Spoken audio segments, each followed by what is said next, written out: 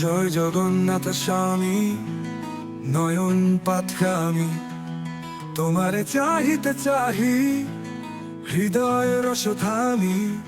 নীলাচলে রাজা তুমি, সবার প্রিয় ঠাকুর, ভক্তের ডাকে দৌড়ে আসো, করো কৃপা দূর।